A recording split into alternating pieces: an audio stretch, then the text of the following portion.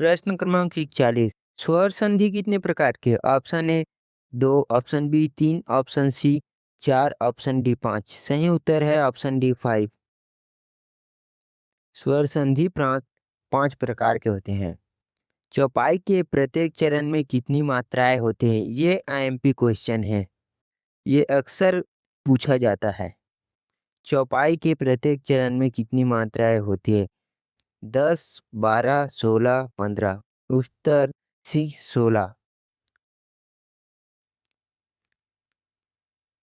प्रश्न क्रमांक 43।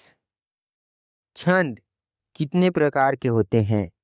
2, 3, 4, 5। छंद कितने प्रकार के होते हैं? ऑप्शन बी 3 प्रकार के होते हैं छंद। प्रश्न 44। निम्नलिखित में से कौन सा वार्णिक छंद है? दोहा, चौपाई, सवैया, रोला। Option C is the correct answer. Option C सही उत्तर है ऑप्शन सी।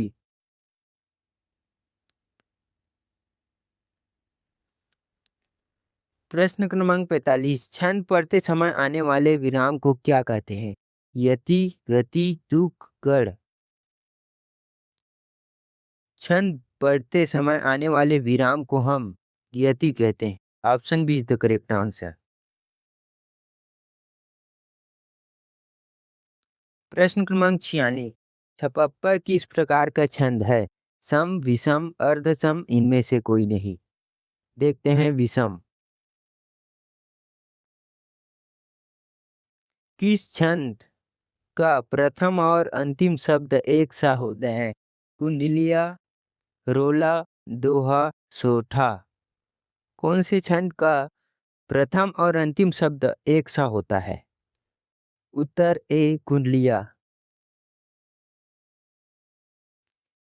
प्रश्न 48। उपमेय में कल्पित उपमान की संभावना को कहते हैं? उपमा, रूपक, उत्प्रेक्षा, दृष्टांत। ऑप्शन सी उत्प्रेक्षा सही उत्तर है। जो उपमेय में कल्पित उपमान की संभावना को कहते हैं, क्या कहते हैं? उत्प्रेक्षा कहते हैं। उपमान और उपमेय का अभेद क्या कहलाता है? उपमा, रूपक, उत्प्रेक्षा, भ्रांतिमान। क्या कहलाता है? सही उत्तर है बी रूपक। रूपक कहलाता है रूपक। प्रश्न क्रमांक 50। मुख्य रूप से समास कितने प्रकार के होते हैं? ए 5, बी 6, सी 7, डी 9। मुख्य रूप से समास 6 प्रकार के होते हैं। प्रश्न क्रमांक 51। जो क्रिया अभी हो रही है उसे क्या कहते हैं? अपूर्ण वर्तमान, सामान्य वर्तमान, संदिग्ध वर्तमान, इनमें से कोई नहीं। उत्तर ए अपूर्ण वर्तमान। जो क्रिया अभी हो रही है उसे अपूर्ण वर्तमान कहते हैं। प्रश्न 52। रचना की दृष्टि से क्रिया के कितने भेद है? 3, 4, 2, 5। रचना की दृष्टि से क्रिया के 2 भेद है, इसलिए उत्तर बी करेक्ट आंसर होगा। उत्तर बी करेक्ट आंसर।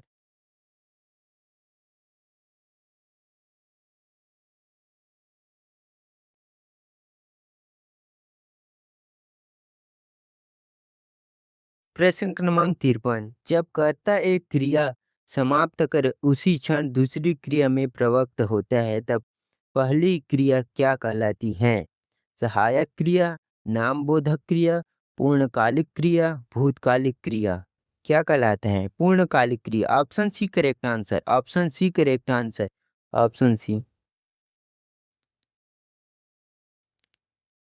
प्रश्न क्रमांक 54। विशेष्य क्या है? जिस शब्द के विशेषता बताई जाती है। जिस शब्द के द्वारा विशेषता बताई जाती है। जिस हेतु विशेषता बताई जाती है, इनमें से सभी। इसका सही आंसर है ऑप्शन ए। जिस शब्द के विशेषता बताई जाती है, मतलब जो शब्द का विशेषता बताते हैं उसे कहते हैं विशेष्य। सर्वनाम कितने प्रकार के होते हैं? सर्वनाम कितने प्रकार के है? होते हैं? 4, 5, 6, 7। Option C is the right answer. 6 प्रकार के होते हैं सर्वनाम। हिंदी में प्रश्न क्रमांक 56, हिंदी में कुल कितने सर्वनाम हैं?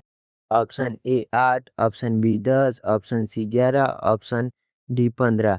हिंदी में कुल कितने सर्वनाम होते हैं? 11।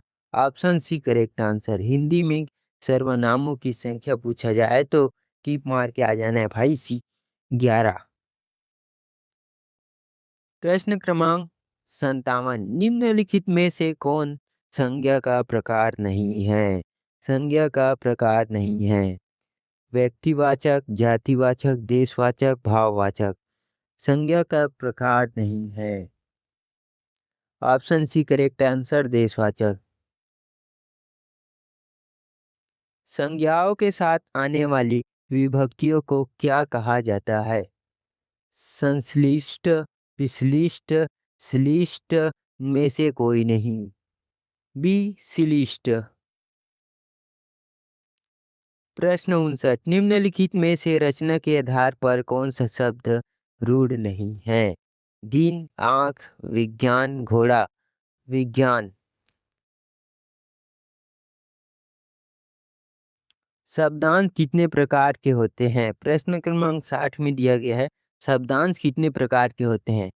1, 2, 4, 8।